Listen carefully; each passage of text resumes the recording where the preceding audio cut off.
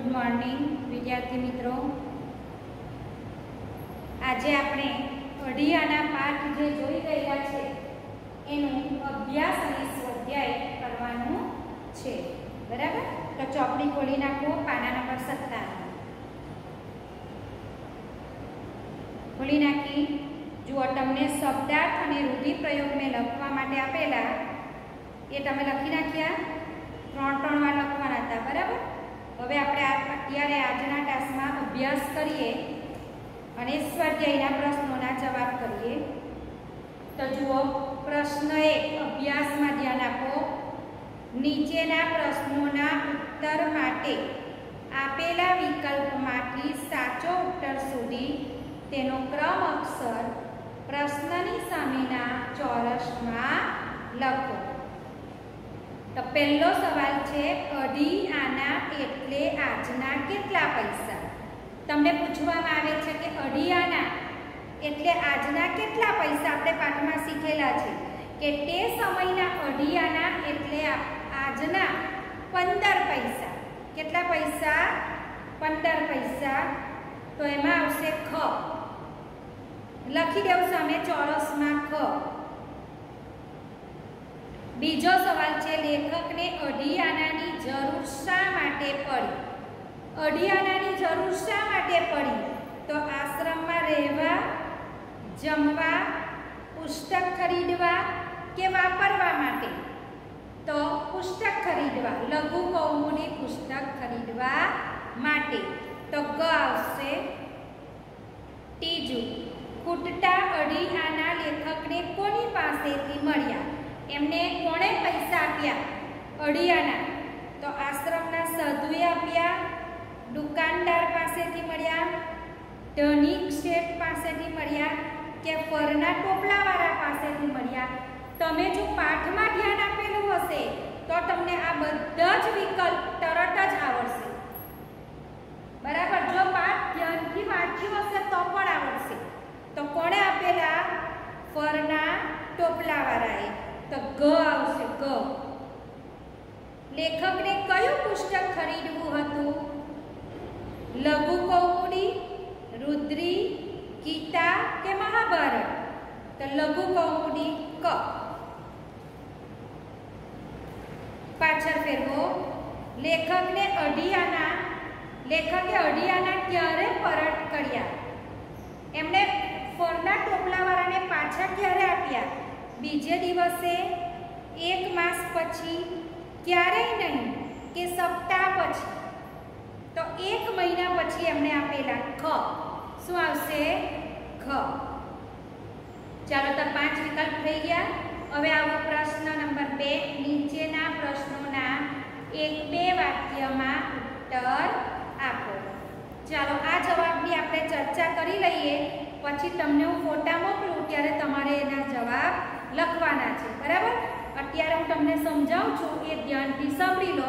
अत्यारे लखाशे नहीं, आपणे समजी लेवानुं छे।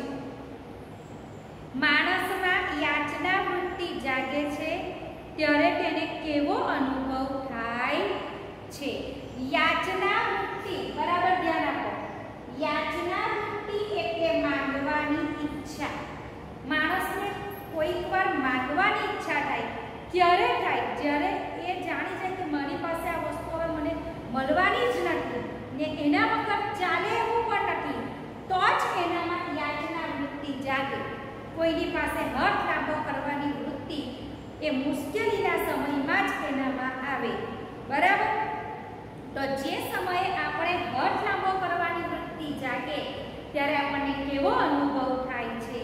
तो के माणसमां ज्यारे याचना वृत्ति जागे छे त्यारे एनुं आखुं व्यक्तित्व ढीलुं ढस थई जाय छे। याद राखजो, आखुं व्यक्तित्व ढीलुं ढस थई जाय छे।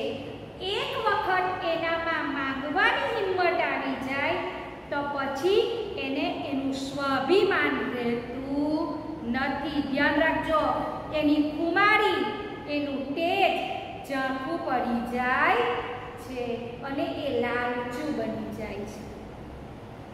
आखुं व्यक्तित्व ढीलुं ढस थई जाय छे એક વખત એનામાં માંગવાની હિંમત આવી જાય પછી એનું પોતાનું સ્વાભિમાન, એનું અભિમાન રહેતું નથી. એનું તેજ ઝાંખું પડી જાય છે, એની કુમારી ઓછી થઈ જાય છે.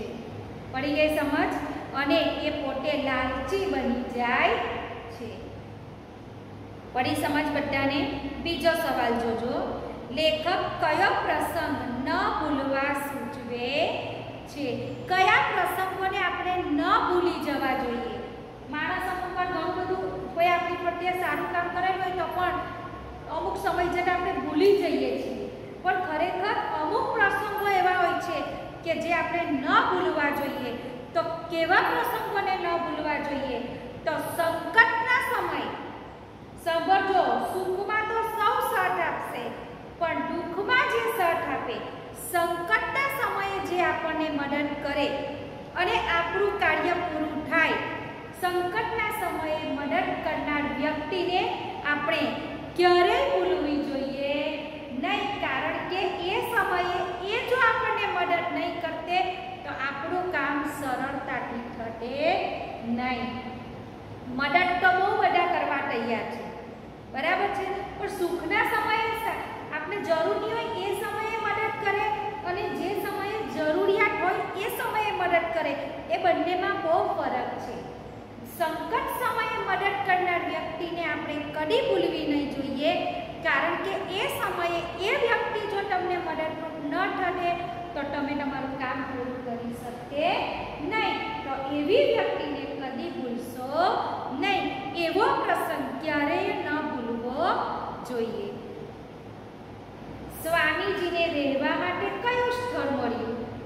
આપણે ખબર જ છે, સ્વામીજી વૃંદાવનમાં ગયા, મથુરામાં એમને ભણવાનું, મથુરામાંથી વૃંદાવન ગયા. ત્યાં વૃંદાવનમાં એમને રહેવા માટે શું મળ્યું? તો પરમહંસ આશ્રમ. કયું મળ્યું? પરમહંસ આશ્રમ. યાદ રાખજો, વૃંદાવનમાં આવેલો પરમહંસ આશ્રમ એ સ્વામીજીને રહેવાનું સ્થળ મળ્યું. હવે આવો સ્વાધ્યાય. સુરપુરાના લોકોએ સ્વામીજીને કેવી રીતે વિદાય આપી? સુરપુરાના લોકોએ સ્વામીજીને વિદાય કઈ રીતે આપી? તો સ્વામીજી સંસ્કૃત ભાષાનું જ્ઞાન મેળવવા માટે એટલે કે ભણવા માટે જાય છે. તો ગામ આખું હિલોરે ચડે છે. હિલોરે ચડવું એટલે આનંદ, ઉત્સાહમાં આવી જવું. આખું ગામ ઉત્સાહમાં આવી જાય છે અને સૌ અશ્રુભીની આંખે આનંદના આંસુ સાથે સ્વામીજીને વિદાય આપે છે. સ્વામીજી જાય છે એનું દુઃખ પણ છે અને સાથે ભણવા જાય છે એનો આનંદ પણ છે. તો આખું ગામ આનંદમાં પણ છે અને આંખોમાં આંસુ સાથે સ્વામીજીને વિદાય આપે છે અને કહે છે કે વર્ષમાં એકવાર, દર વર્ષે એકવાર અહીં પાછું મળવા માટે આવી જવું. લેખક જમનાજીને સ્વચ્છ ન રાખનાર લોકો માટે શું કરે છે? સમજો બરાબર. લેખક જમનાજી, જમના નદી છે, આ નદીને સ્વચ્છ ન રાખનાર લોકો માટે શું કહે છે? લેખક મથુરામાં જાય છે, ત્યાં મથુરાના તીર્થ સ્થાનોમાં જાય છે. તો આ તીર્થ સ્થાનોમાં પુષ્કળ ગંદકી દેખાય છે. લોકો મથુરાના તીર્થ સ્થાનોમાં દર્શન કરવા જાય છે પણ ત્યાં પુષ્કળ ગંદકી કરે છે.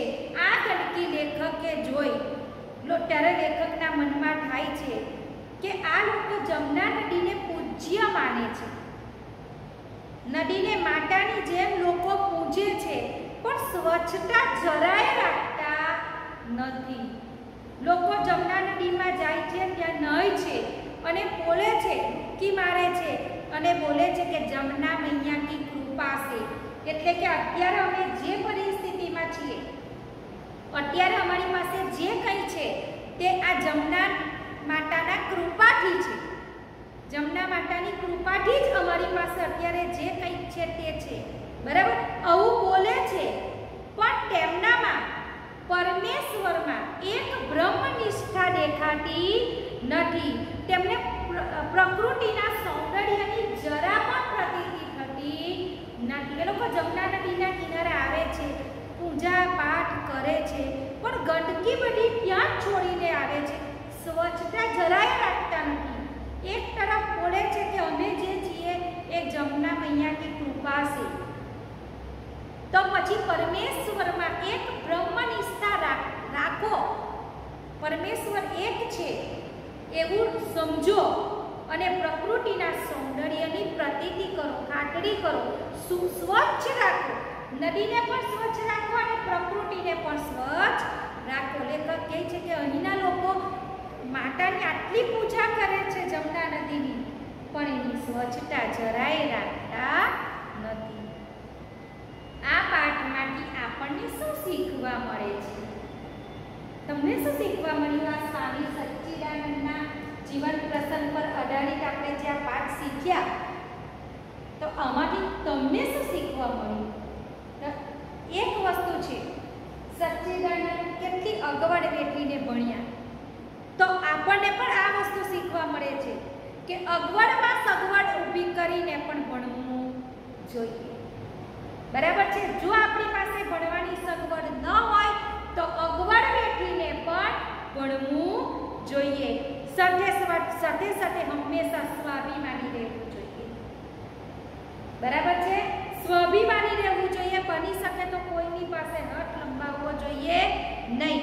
બને ત્યાં સુધી યાચના વૃત્તિ રાખવી નહીં, માંગવાની હિંમત કરવી નહીં, અને જો માંગવું જ પડે એવું હોય એમની જેમ, અને જો માંગવું જ પડે એમ હોય તો આપવાની પણ પહેલા તૈયારી બતાવવી જોઈએ.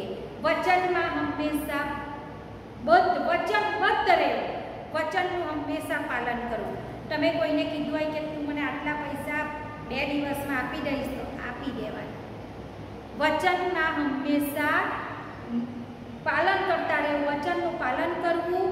નિયમોમાં બાંધછોડ કરવી પડે તો સારા કાર્ય કરવા માટે આપણે લીધેલા નિયમમાં બાંધછોડ કરવી પડે તો કરવી, વાંધો નથી. બરાબર છે? જો લેખક શ્રી સચ્ચિદાનંદજી શું કહે છે આપણને કે અગવડ વેઠવી, સગવડ ન હોય તો અગવડ વેઠીને પણ ભણો, હંમેશા સ્વાભિમાની બનો, બની શકે તો યાચના વૃત્તિ રાખવી નહીં, એટલે કે કોઈની પાસે માંગવાની ઈચ્છા, હાથ લાંબો કરવાની વેળા રાખવી નહીં, અને કદાચ માંગવું જ પડે તો આપવાની પણ તૈયારી પહેલા બતાવવી. સમજ પડે છે?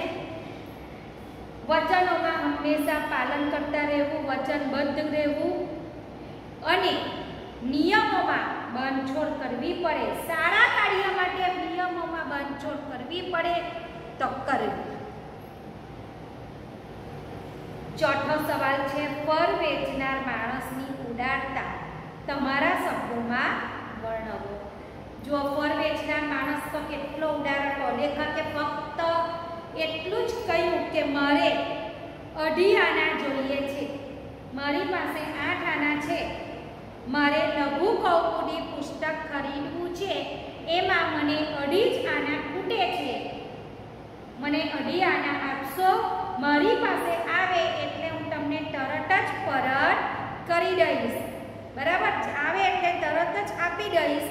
તો પેલા ફળવાળાએ જરા પણ વિચાર કર્યા વગર તરત જ લેખકને 2.5 આના આપી દીધા.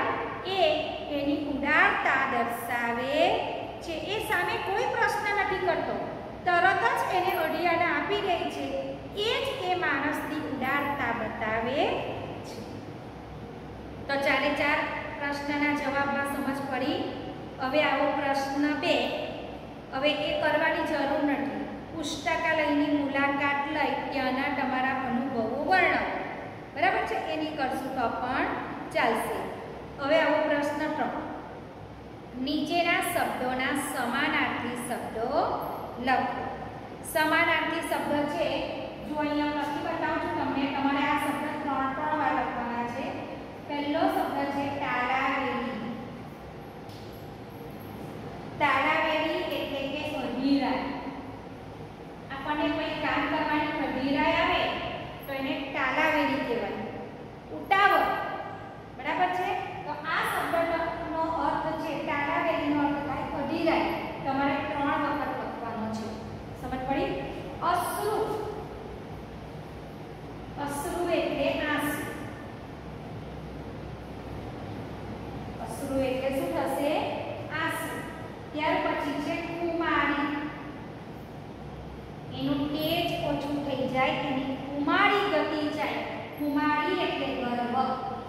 અભિમાન, ગર્વ. કુમારી એટલે શું? ગર્વ. એનું ગર્વ ઓછો થઈ જાય, એનું અભિમાન ઓગળી જાય. જ્યારે આપણે કોઈ પાસે માંગીએ ને ત્યારે આપણામાં આપણું અભિમાન જે હોય, આપણો ગર્વ જે હોય એ તૂટી જાય છે. કે માંગવાનું કોઈને ગમતું નથી. બરાબર છે? યાચના. યાચના એટલે ભિક્ષા, માંગવું તે. બરાબર? યાચના એટલે કે ભિક્ષા. આ ચારે ચાર શબ્દના અર્થ સમાનાર્થી શબ્દ 3 વખત લખવાના છે. ત્યાર પછી આવો વિરોધી શબ્દો. વિરોધી શબ્દમાં પહેલું તમને આપેલું છે હિત. હિતનું શું થાય? અહિત. આ પણ 3 વાર લખવાનું છે. બરાબર?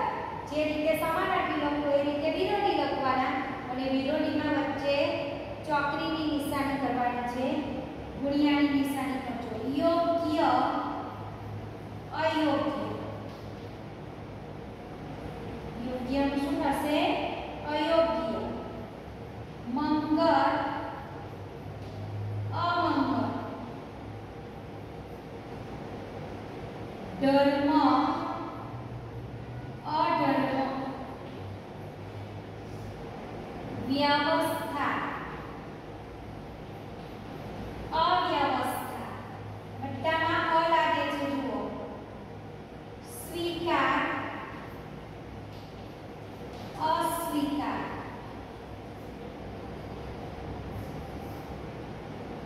માન, અપમાન. ચાલો જોઈ લો બરાબર. હિત, અહિત.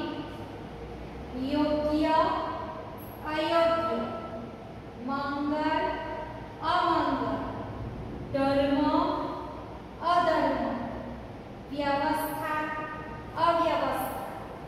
સ્વીકાર, અસ્વીકાર. અને માન, અપમાન.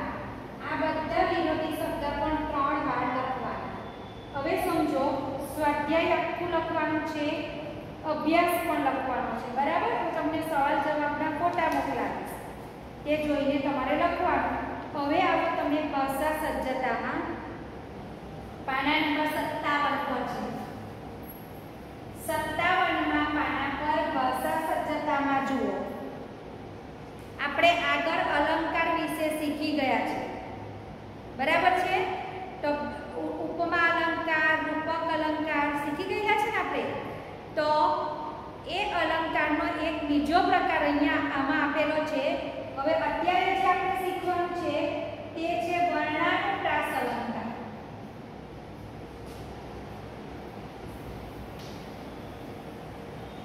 કયો અલંકાર છે? ભાષા સજ્જતામાં તમને આપેલું છે વર્ણાનુપ્રાસ અલંકાર. જુઓ પાના નંબર 57 જોયું. એમાં પહેલું એક વાક્ય છે, જુઓ બરાબર. કઈ રીતે ઓળખવાનું આપણે વર્ણાનુપ્રાસ અલંકાર? તો આ વાક્ય જુઓ. કામિની કોકિલા કેરી કુંજન કરી. બરાબર? જુઓ વાક્ય છે કામિની કોકિલા કેરી કુંજન કરે. આની અંદર ક વર્ણનો વારંવાર ઉપયોગ થયો છે. જો બધા જ શબ્દમાં પહેલો અક્ષર ક છે. દેખાય છે તમને? ક વર્ણનો વારંવાર ઉપયોગ થાય છે. એના લીધે ચમત્કાર સર્જાય છે અને એ ભાષાને શોભાવે છે. આનાથી ભાષા શોભે છે. ક વર્ણનો વારંવારનો ઉપયોગ. આ બધા શબ્દોમાં ક ક ક આવે છે. જુઓ પહેલો વર્ણ દેખાય છે. આના લીધે ભાષા શોભી ઉઠે છે. તો અહીં શબ્દ દ્વારા ભાષા શોભે છે, માટે એને શબ્દાલંકાર પણ કહી શકાય.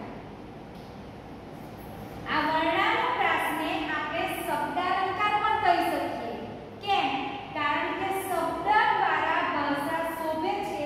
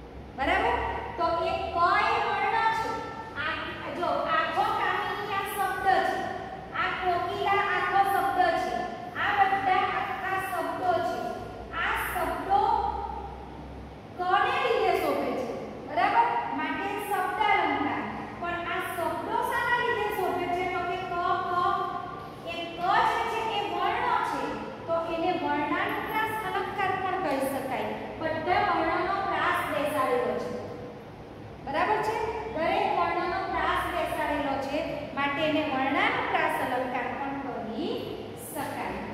એવી રીતે બીજું વાક્ય છે કારાકરમનો કારો મોહન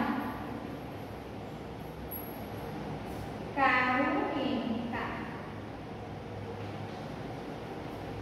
એવું નથી કે બધા શબ્દમાં આવવું જોઈએ. જુઓ, કારાકરમનો કારો મોહન કારું એનકા. તો આમાં ક છે, આમાં ક છે, આમાં ક છે, આમાં ક છે ને અહીંયા ક છે. આ બેમાં નથી તો કઈ વડે એવું પણ આવે વાક્ય. એવું નથી કે એક શબ્દમાં ક આવવો જોઈએ. ખ્યાલ આવે છે? આમાં પણ વધારે પડતું છે. જુઓ, બધા શબ્દોનો પહેલો અક્ષર ક. ઘણા બધા શબ્દો છે ને. કારાકરમનો કારો મોહન કારું એનકા. ક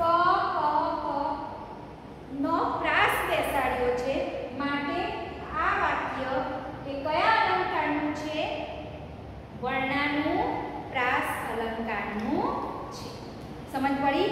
જ્યારે આવી રીતે એક સરખા વર્ણનો પ્રાસ બેસાડવામાં આવે તો તેને વર્ણાનુપ્રાસ અલંકાર કહેવામાં આવે છે. ખ્યાલ આવી ગયો બધાને?